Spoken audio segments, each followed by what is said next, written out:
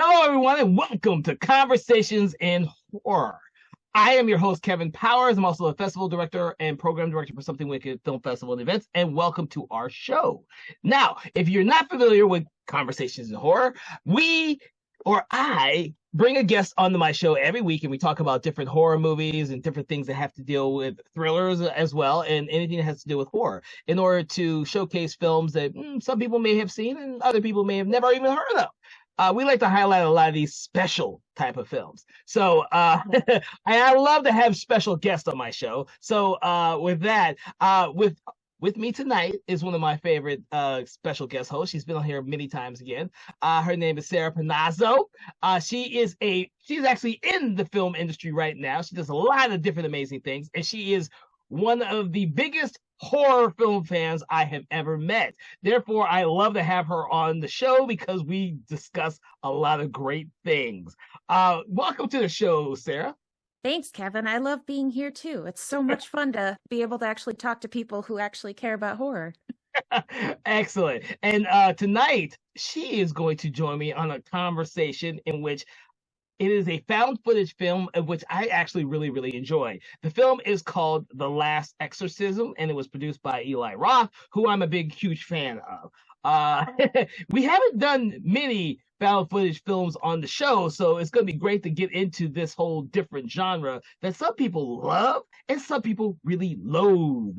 I am someone who loves found footage films. I love the concept behind them, and therefore I've seen a lot of them. So when I say I actually really enjoy The Last Exorcism, it's actually a big deal. So I want to step right into the film and get the conversation started.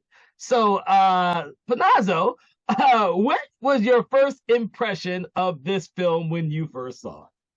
I loved the opening just because it starts off with this preacher who's like giving his background about all these exorcisms and things, and he's like super religious, and then you see the other side of it where he's like my favorite part of the entire movie, just because it is, he's like, watch, I'm gonna sneak in a sermon about banana bread. And then he does, and these people lose their minds, and it's like, okay, so he knows that this is like a thing. He knows the ploy of it, and he knows that like he goes along with these exorcisms that his family have done, and he doesn't believe in any of them. And it kind of shows his test of faith for the rest of the movie, where you don't know if it's going to be a giant marketing ploy for him, as I don't believe in exorcisms, and here's an exorcism, or if he's actually going to be refinding his faith.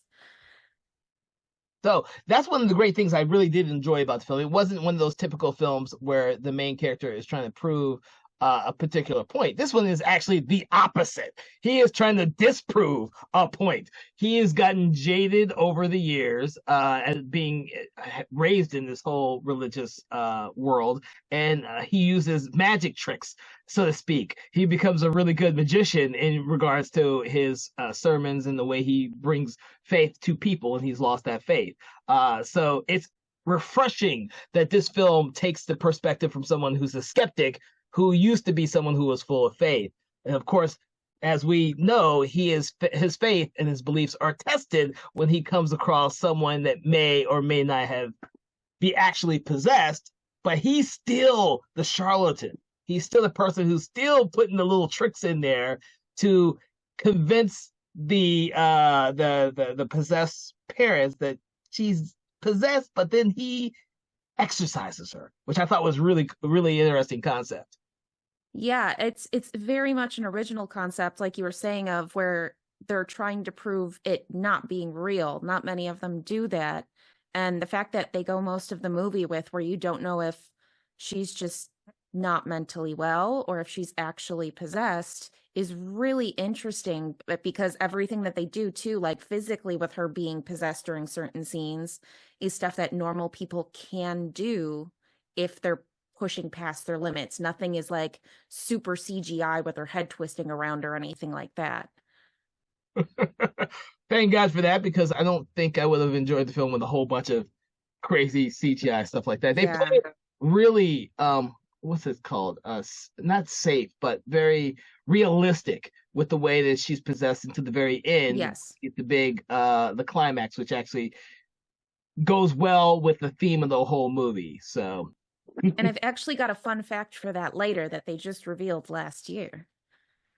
What is this? I mean, I can skip straight to the ending, but originally that is not how the ending of the movie was supposed to go.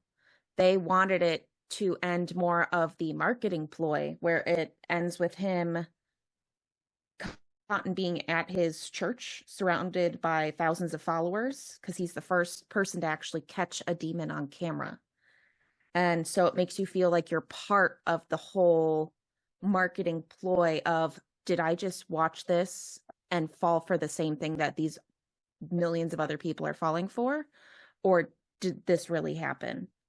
Whereas the company who bought it, I think it was Lionsgate, Mm-hmm. they were like, no, we want something that will like give us a horror franchise. So we want you to make it so that like something happens so we can keep going. We want something a little more like, not, they didn't want you to have to think about the ending. They wanted it to be blatant and on the head of, no, something happened. So I kind of wonder with that if they would if the film would have been a found footage film if they had gone with that type of ending, because typically with even with a low budget found footage films, they always end as though the person with the camera either dies, the camera falls, or something happens, and so everyone's dead or missing, or like in Blair Witch Project, they're all missing, and then you wonder how the hell this is a found footage if no one's going to ever find the footage to begin with. Right. Well, and so it was all found footage because it was the last part that they really shot, and they ended up taking half a day to reshoot the ending in LA because they couldn't get back down to Louisiana. So yeah, it's one of those things of that changes the entire movie, but it was one of those horror buff things where like it would have made you really think, and it wouldn't have made as much money, like nearly as much money, if it was a make you think horror film than a blatant like, this is the ending, this is a demon coming down from the heavens. And everyone So dies. yeah. Sorry if you have not seen the film and I gave it away. It's a found footage film. Most of them, everyone freaking dies. We all kind of know that now in this genre. In this genre of found footage films, people don't usually survive. That's how they become found footage films. Yeah, and they give so not blatant hints throughout the film where she like creates these beautiful art pieces involving like it starts off as like saints and stuff like that. She keeps talking about how she has dreams about Esther of Antioch, which is like a whole Jewish biblical thing. Uh it's kind of interesting backstory, but nothing that really drives home to part of the story at all. It was just an interesting side character that you can think about. But yeah, she goes from drawing pictures of saints to pictures of murdered cats and then pictures of murdered people and Yeah. tons of fires. So it's very artistic. Yeah, but that makes for a very visual image at the very end with the big fire, and of course I love it when the camera people are running through the woods and they all up Yes. with the people and they get killed. I actually really enjoyed that aspect of the I movie. did too, because you already knew what was going to happen because of her artwork. You didn't have to actually see it on camera. You got the general shakiness and then you knew Uh-huh. what was going on. Yeah, exactly. I like, this is a great way to end this. And that's one of the things that a lot of found footage films actually don't do well is the way that they wrap it up at the end. As much as I love Cloverfield and the Devil Inside, there's a Mhm. lot of people who hate the way those movies ended. But with this film, I felt that Cotton's journey of his lack of faith Yes. and him regaining his faith by the end of the film makes it a complete film. This is the odd thing about found footage films. A lot of them don't try and have this like theme with their characters and it resolves by the end. It's kind of like plot driven. So you go from point A to point B to point C to point C to point D, they're dead. And that's the movie. Yeah, I mean, most of the movie itself was a lot more character development than cheap scares. Like there weren't any big jump scares in the entire movie until like nearly the end where she's really like coming across as possessed. Mm-hmm. And it's a really nice character story of, it reminded me a lot of An American Haunting, Oh because yeah. I thought that was the route it was going to go with, that maybe she was like assaulted by her dad and it was like a psychotic break, which is what they kind of go towards near the end is, oh well, I'm pregnant from this guy down the street and the demon tells everybody about this, but then it takes that hard left and everything is revealed. I actually saw this.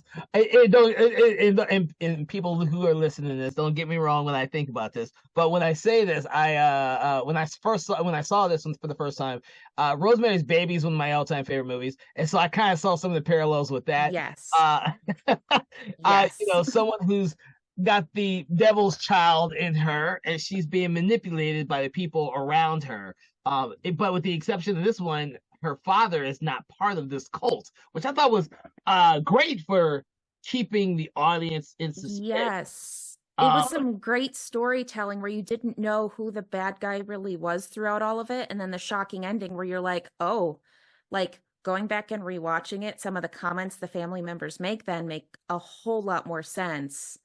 Where the brother's like, yeah, don't leave dad alone with her. You yeah. can't do it. And then it's like, okay, this makes so much more sense now by the end of the film. I felt the same way when I rewatched it too. I don't think I realized it the first two or three times I saw it, but when I was being more critical when I was watching this last, I was like, "Oh yeah, I guess that makes much more sense because the father knows nothing of what's going on. He is it's sad because he's so Yeah. innocent and he gets manipulated by everybody. And Yes. then at the end of the film, what happens to Hill is like, oh man, this is so tragic. Well, it's tragic what happens to Nell, Ashley Bell's character, Yes. but it's more tragic to him. When Ashley Bell's character steals the camera and starts filming around the house. Oh my gosh. It's so creepy. I thought that was really clever. You know, It really was. I love the effects that they came up with it, like especially with the cat scene, like warning people there is a cat murder that they kind of show. And then it like covers the camera and you're like, "Oh, okay." And then from there on, like the barn's lights are constantly red. And I uh, was like, "That's a really cool effect that they're going to like subtly hint at the rest of the time." so that brings me up to something else. How effective for you was the cinematography for this? There's a lot of people who hate found footage movies, particularly because of the camera work that these films require. Someone's holding a camcorder.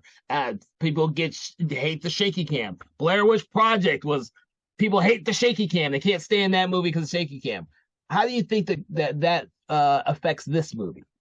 So I am one of those people who is very prone to motion sickness. So like as much as I love Cloverfield, it gives me migraines, makes me a little nauseous.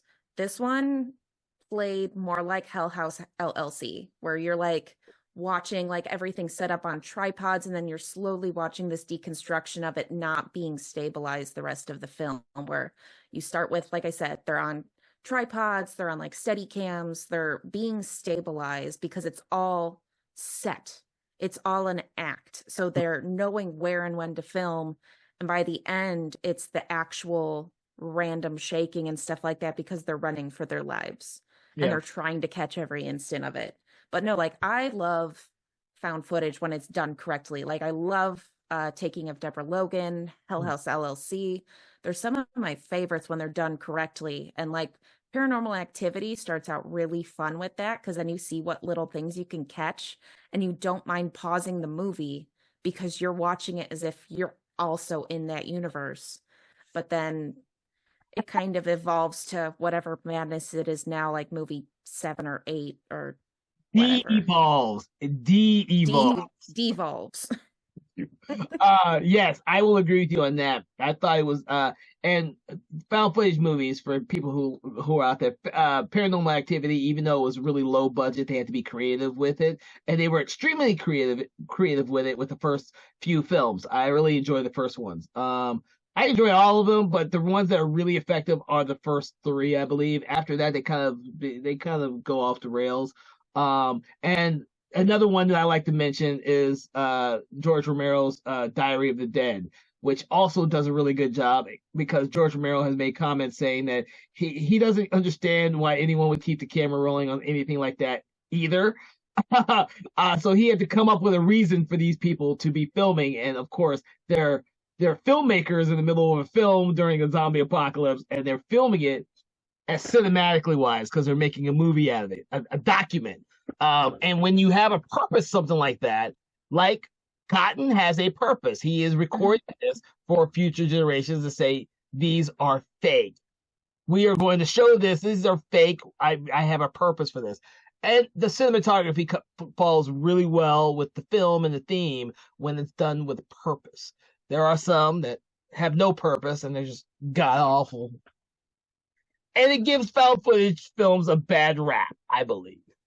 Yeah, but I mean, like when Blair Witch first came out, like people believed it. These were all like no-name actors and stuff like that. And it started this whole, there were conspiracies behind every movie that came out. Is it real? Is it not real? What happened to these people? They disappeared. And then you get slowly into like stuff today, like I said, Taking of Deborah Logan, where it's framed as an Alzheimer's documentary, or you get Wreck, where it's like the something's happening in the apartment building and they send the journalists in and then they Yep. get locked in and have to figure out what's going on. But it goes multiple ways. It can be really good or it can be really, really bad.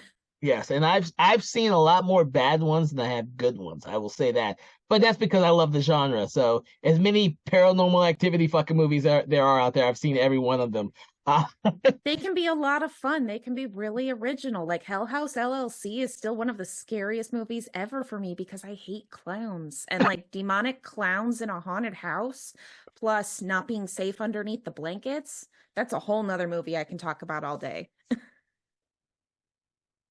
all right, so getting back to our last exorcism, uh, the thing about it is that it does have a really strong story, and I believe that the actors are really good. And I actually ended up really enjoying Ashley Bell's performance and thought that when they gave her her own film with the sequel, I thought that was great, Yes. ideal, even though I hated the ending for that one. I really enjoyed watching her and her character because the story of Nell in this film is it reminds me of Reagan in The Exorcist. It's Yes. really innocent, and all this bad shit happens to her. It's an overtly religious Reagan Uh-huh. too, because like she's praying for all these things. She's praying to her mother, and the background work that Ashley Bell went through just to find these different things. Like she read one of the books on how they used to treat hysterical women back in the olden times. And so she based a lot of her like seizing and stuff like that on those images she saw. But she has a background history in ballet and being double jointed. So everything that she did was real. There was no VFX with anything she was doing. It was all something she was physically capable of doing, which made it that much more believable. Interesting, interesting. Well, it did because that whole backbending thing is still it's a little unnerving, but it's effective because it shows up in the perfect moment for the film to really put the audience on edge. Because, like you said, for a good what two-thirds of the movie, it is a character based Yeah. film, and then all of a sudden you start seeing these subtle things that make the audience think there's something not quite right here, but we don't know what yet. Yeah. Something's not And right, but really, up until those last like 15, 20 minutes of the movie, you don't even think it could be supernatural. It could just be that she's not mentally stable. not And they mentally play it stable. really well. Hmm. Not mentally stable, an unstable father. Was it the report the camera crew? I forget what her name is. The director. Iris. She thinks that the father has something to do with why Nell's so crazy and wants to get her out Yeah. of the house as much as possible. So He's an alcoholic. The brother has whatever going on with him where he might be being abused. So it's like a huge family drama that mhm. escalates to not a family drama.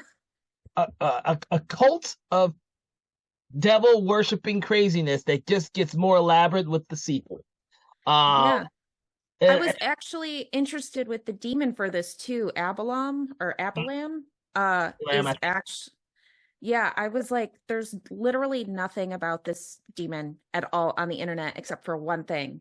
And that is that he's one of the like two unders of Payman, which is now super famous due to Hereditary, because that is the demon that they are worshiping. So I thought that was a really funny little thing. I was like, okay, we're now starting to steal demons from one to the other. It's no longer just the devil or like Baphomet or Mephistopheles. We're going to the same demon tree.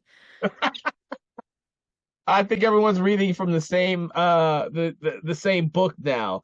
I'm actually glad that they're using different ones so they all don't seem like they're the same. Like I Mm-hmm. did you remember we had a conversation about the Exorcist Believer. You were telling me it was Yes. Uh, Panozzo for the first one of the original Pazuzu is the one in the Pazuzu, first one. Yes. And he's from Mesopotamian culture. And then his ultimate enemy, Lamashtu, is the new bad guy in the current trilogy. which as much as I did enjoy the film, I would really like to see how they wrap all this thing together. I want to really see it because I think it'd be very interesting. I love demon possession movies, as I said. Rosemary's Baby is one of my favorites. The Omens, one of my. I love these type of movies because it takes people out of their comfort zone and it plays with religion and your belief system. If you watch The Omen, which most people have, you know that the main characters aren't really all that religious and they get stuck with the Antichrist. Uh, you know, Yeah. I mean, I love religious horror because like you get to see these equivalences between good and bad, or like Midnight Mass. You see the weird equivalence between the rebirth of Christ on Easter and vampirism. And it's like I would have never put that together, but then you put it together. But I whenever they get into demonology, I get really excited because like I love mythology and all that, all the different types of it. And so going hardcore into like this study of demons, and the fact that this guy then just did that other demon nun movie. What was it? which the director Pray for the Devil. Yeah. So the director just did Pray for the Devil. I have Um, not seen that. That's my list. I have not seen that one yet. yeah, that's another one where a nun is being hunted by a demon that has like followed her entire life. Huh? So I was like, that's really interesting. It could be an extension of this story if they didn't make the sequel. Well, you were right. They needed a way to get into a sequel to the Last Exorcism, and so they did the Last Exorcism Part Two, which didn't have nearly an effective ending. I really, really don't like the ending to the sequel. I love the concept of them focusing on Ashley Bell's Nell for the Mm-hmm. entire thing. I just did not like the way it wrapped up. That the way that movie ends is like a typical found footage film, whereas this one has a little bit more oomph meat to it. So like you have to Yes. watch this one and really enjoy the entire film, whereas the sequel is kind of like, ah, okay, sure. And then you walk away, you never want to see it again. Well, like I said, I've seen this one several times. I think I've seen part two maybe twice. Yeah, I mean, and just her acting in general, like she's so young in this movie and she does such a phenomenal job of playing this young girl dealing with all of these different things. I mean, the loss of her mother, possibly being pregnant, all these other things, the possible family abuse. And I mean, she's still this good, down to earth person who are you are rooting for to not be possessed. Yeah. So I actually really enjoyed her in this movie, and I wish they'd give her more shit to do. It's in the horror genre. She does a lot of stuff outside the horror genre, but I really enjoyed her in the last stuff that she's done. So it's a kind of a shame that you don't see her a lot when she's in the movie the day she stars in. She's also actually really phenomenal, and she's phenomenal in the Last Exorcism Part Two. The movie itself is just okay. Uh, but she's one of those people who could be a horror scream queen, whatever they call them now. They don't call them that anymore, but you know what I'm going for. Yeah. Who does a lot of horror films, kind of like Danielle Harris or any of the other ones out there who do like a shit ton of horror movies because she's so well known. She's so good at it. Yes. But that being said, is there Any good words or final words you want to say about The Last Exorcism, other than found footage movies are awesome. So go see more of them.